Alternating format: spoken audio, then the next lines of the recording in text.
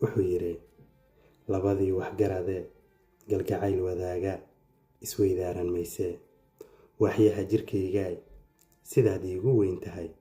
haddii aad wax ka og tahay isla waayi mayne warmoogay haddaad moodday inaan weecday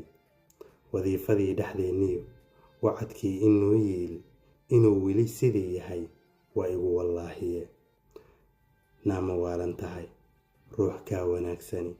naftu u heshanaysaa waddankaba ma jooge haddaan wadar u nabadnahay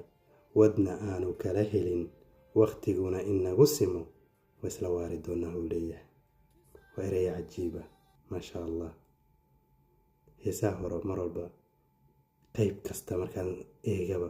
murti waxaa ku jirta aan innaba caadi ahayn adigu maxaa kaa cajibiyey ereyada soo qor kommentiga